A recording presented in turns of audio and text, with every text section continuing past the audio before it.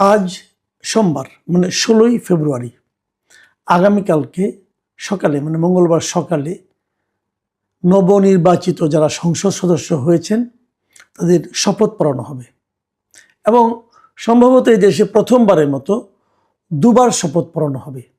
দুবার কেন?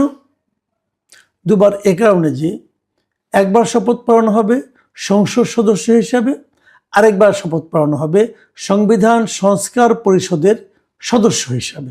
একই লোককে পড়ানো হবে, কারণ তারা সংবিধান সংস্কার পরিষদের সদস্য হিসাবে শপথ নেবেন এ কারণে যে তারা দায়িত্ব নেওয়ার পর আমাদের সংবিধানটাকে সংশোধন করবেন এবং সেটা জুলাই সনদ অনুযায়ী করবেন। এরকমই আবদার চলছে, এরকমই নিয়ম। এটা আলী রিয়াজ সাহেব বলেছেন এভাবে করতে হবে। এখন সেই সংস্কার কোথায়, কিভাবে, কতটুকু হবে না হবে, তার সঙ্গে বিএনপির যে নির্বাচনী ইশতেহার তার কতটুকু মিল আছে, কতটুকু গড়মিল আছে, সেটা কিভাবে গড়মিল থাকলে সেটাকে কিভাবে ম্যানেজ করা হবে সেটা অন্য প্রসঙ্গ। ওই প্রসঙ্গে আমি আসবো। ওই প্রসঙ্গ আগামীতে অত্যন্ত বড় প্রসঙ্গ হিসেবে আবির্ভূত হবে বলে আমার ধারণা। সেই প্রসঙ্গ নিয়ে আমরা কাল পরশু কথা বলতে পারবো। আজকে আমি যেটা নিয়ে কথা বলবো সেটা হলো এই সংসদ সদস্যদের শপথ পড়াবেন কে। যতটুকু বোঝা গেছে শপথ পড়াবেন সিইসি মানে প্রধান নির্বাচন কমিশনার এম নাসিরউদ্দিন। তিনি এই শপথটা পড়াবেন। প্রশ্ন হচ্ছে তিনি কেন পড়াবেন, আইনগুলো কি, কোন আইনের মাধ্যমে এটা উনি পড়াচ্ছেন। সেটা হলো, নিয়মটা হলো যে এই সংসদ নির্বাচনের পর যখন সরকারি গ্যাজেট হয়, সেই গ্যাজেটের প্রকাশের 3 দিনের মধ্যে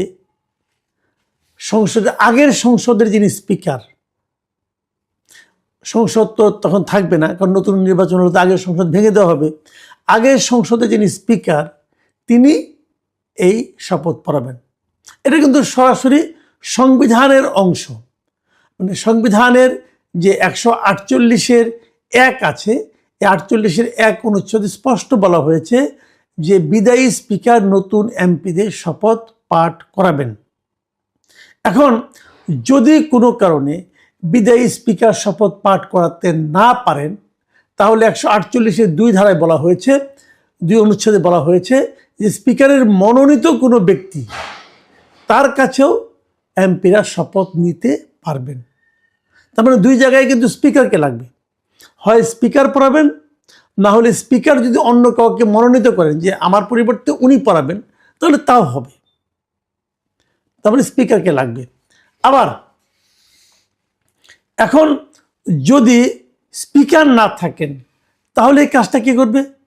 তাহলে ডেপুটি স্পিকার করবে। এটাও কিন্তু সিম্পল। যদি ধরেন স্পিকার নাই, স্পিকার মারা গেছে, স্পিকার নিখোঁজ, স্পিকার গুম হয়ে গেছে, হইতে পারে তো, তাই না?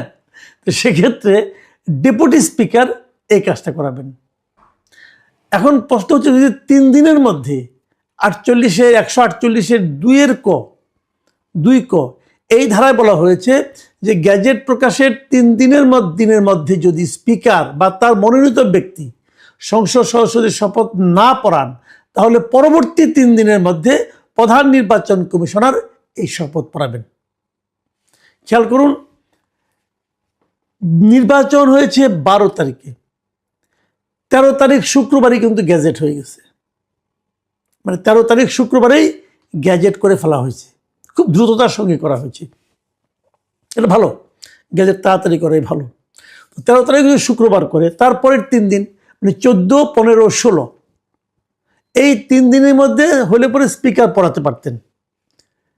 এখন এই 3 দিন মানে আজকে 16 তারিখ, আজকে হলো শেষ দিন। আজকে রাত্র 12টার মধ্যে যদি কেউ না পড়ায় তাহলে ধরে নেওয়া হবে স্পিকার পড়াচ্ছেন না। এরই মধ্যে কিন্তু প্রস্তুতি নেওয়া হয়েছে, আগামীকালকে মঙ্গলবার সকালে এই শপথ পড়ানো হবে। যেহেতু স্পিকার নেই, স্পিকার পড়াইলেন না 3 দিন, অতএব প্রধান নির্বাচন কমিশনার তিনি পড়াবেন। এই পর্যন্ত সব ঠিকঠাক এবং সেই অনুযায়ী বিভিন্ন জায়গায় দাওয়াত হয়ে গেছে। এখন প্রধান নির্বাচন কমিশন পড়াবেন, এটা কিন্তু আগামীকালকে পড়ালে এর কিন্তু আইনগতভাবে কোনো বাধা নেই। এখন আমার প্রশ্ন হলো, আমি এটা বস্তুটা করছি কোনো ঝামেলা পাকানো, আমাকে অনেকে মনে করেন যে আমি বিভিন্ন রকম ঝামেলাটা পাকাই, বা এই ঝামেলা পাকাই না। আমি এই প্রশ্নগুলি করি এই কারণে যে এই প্রশ্নগুলি কিন্তু পরবর্তী সময়ে কখনো না কখনো উঠতে পারে। ইতিহাস বলতে একটা কথা আছে না বলেন? আপনি আজকে যে কাজটা করবেন, এই সরকার আজকে যে কাজটা করবে, আজকে থেকে 20 বছর পর, 30 বছর পর যখন কোনো কিছু নিয়ে এইগুলি নিয়ে গবেষণা হবে, তখন তার ইতিহাস খুঁজবে যে ঘটনাটা কি, তারা খুঁজে কি পাবে যে প্রথম 3 দিন স্পিকার শপথ পড়ার নাই। তাহলে প্রশ্ন হবে কেন পড়ার নাই? উনি কি মারা গেছেন? উনি কি ইন্তেকাল করছেন? উনি কি হয়েছে? উনি কি বিদেশে গেছেন? উনি কোথায়? ওনাকে কি জানানো হয়েছিল? ওনাকে বলা হয়েছিল আপনি আসেন? উনি বলেছেন যে আমার পেট ব্যথা, আমি যাবো না। কিছু একটা হয়েছে তো, কি হয়েছেটা কি? আচ্ছা, ওনাকে যে খোঁজা হয়েছে, উনি যে নাই, এই জিনিসটা কে কনফার্ম করলো? সরকারের কোন বিভাগ কনফার্ম করেছে যে স্পিকার নাই, স্পিকার হাওয়া হয়ে গেছেন? কে কনফার্ম করেছেন? আপনাদের নিশ্চয়ই মনে আছে যে 2024 সেই গণ অভ্যুত্থানের পর যখন নাকি বিভিন্ন লোকজন বলা হচ্ছিল তারা সেনানিবাসে আছেন, সেনাবাহিনীর এখতিয়ারে আছেন, তাদের হেফাজতে আছেন, এ ধরনের নানা ধরনের কথা কিন্তু বলা বলি হচ্ছিল। এবং তাদের একটা তালিকা ওই সময় আইএসপিআর মানে সেনা বিভাগের মানে সেনানিবাসের সেনাবাহিনীর একটা যে আপনার পাবলিক রিলেশন অফিস, সেই আইএসপিআর থেকে একটা তালিকা দেওয়া হয়েছিল যে কে কে কোথায় কোথায় আছে এবং তাদের কাছে তাদের হেফাজতে কে কে আছে। সেখানে ওই সময় যে ঢাকার ডিএমপি কমিশনার ছিল হাবিবুর রহমান, তার নাম ছিল, প্রধান বিচারপতির নাম ছিল, আরও অনেকে ছিল, এবং সেখানে স্পিকার শিরিন শারমিন চৌধুরীর নামও ছিল। ওই তালিকার 4 নম্বর নামটা ছিল ডক্টর শিরিন শারমিন চৌধুরী, জাতীয় সংসদের স্পিকার। তিনি তাদের হেফাজতে ছিলেন। এবং ওই 11 নম্বরে ছিল ডেপুটি স্পিকার শামসুল হক টুকুর নাম। এরা উভয়ে সপরিবারে ওনাদের ওখানে ছিলেন। তো শিরিন শারমিন এই শামসুল হক টুকুকে তারপর সেখান থেকে আপনার একটা মামলায় অ্যারেস্ট করে নেওয়া হয় এবং উনি এখন জেলে আছেন, একটা মামলায় অ্যারেস্ট হয়ে উনি জেলে আছেন। শিরিন শারমিন চৌধুরী কোথায়? উনি তো জেলে নাই, তাহলে উনি কোথায়? ওনার খবর কেউ বলতে পারছে না। উনি ছিলেন তো সেনা হেফাজতে, তা সেখান থেকে কোথায় গেলেন?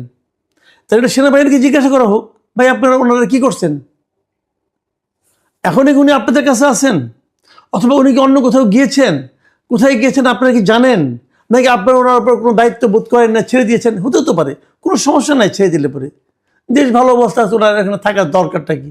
ছেড়ে দিয়েছেন। কোথায় ছেড়ে দিয়েছেন? উনি কোথায় গেছেন? কোনো খোঁজ খবর কেউ জানেন না? ওটাকে খোঁজা হয়েছে।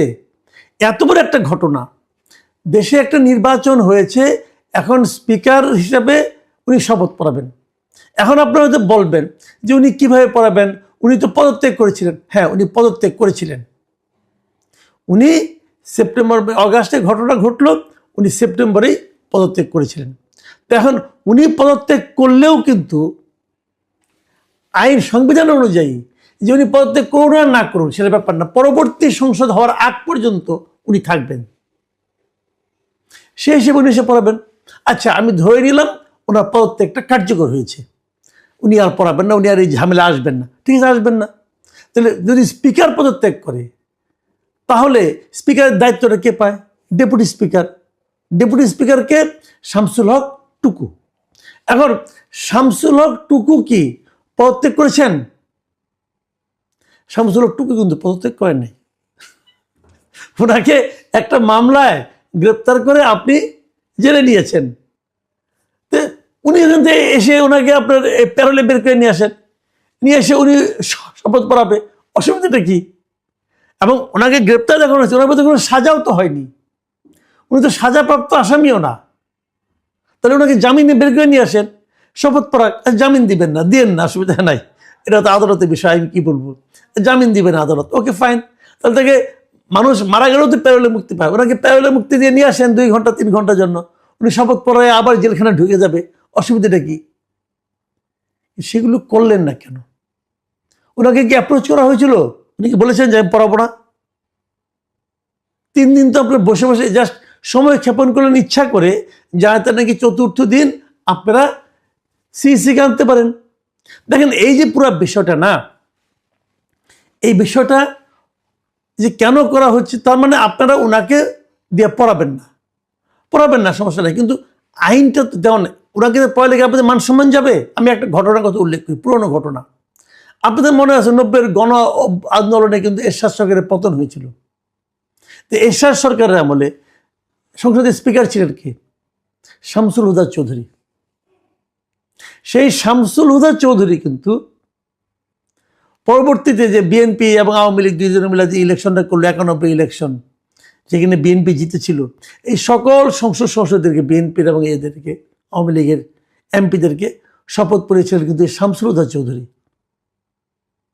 তো উনি তো তখনকার দিনে পতিত স্বৈরাচারের সরকার যেটা ছিল, সেই সরকারের সংবিধানে সংসদের উনি ছিলেন স্পিকার। কোনো সমস্যা তো হয় নাই, বরঞ্চ আইনটা, রীতিটাকে আপনি আপহোল্ড করে রেখেছিলেন। তো এগুলো ঘটতে থাকবে, এবং এই প্রত্যেকটা ঘটনার মাধ্যমে দায়িত্বপ্রাপ্ত যে ব্যক্তিরা, তারা তাদের চরিত্রের তাদের যে চরিত্রটা, তারই প্রকাশ ঘটাবেন। আমি মনে করি এক্ষেত্রে তাই ঘটানো হয়েছে। এই সরকারের আইন বিষয়ক উপদেষ্টা আছেন আসিফ নজরুল ইসলাম, মিস্টার আসিফ নজরুল সাহেব, আইনের অধ্যাপক ঢাকা ইউনিভার্সিটির। উনি একটা উদাহরণ তৈরি করলেন। উনি আবার শুনেছি উনি নাকি এখান থেকে শেষ করে আবার ক্লাসে ফিরে যাবেন। উনি ওনার স্টুডেন্টদের এই উদাহরণটা দিবেন যে আমি এই কাজ করেছি, এবং এটা একটা উদাহরণ হয়ে থাকবে আমাদের এখানে আইনের ক্ষেত্রে, যে এভাবে করা যায়। সেই উদাহরণটা আমাদের জন্য কি সম্মানের হবে, লজ্জার হবে, নাকি আইনের ব্যত্যয় ঘটবে? আমি জানি না এটা কোনটা হবে, তবে এটা হয়তো পরবর্তীতে ইতিহাসই তাকে বিচার করবে।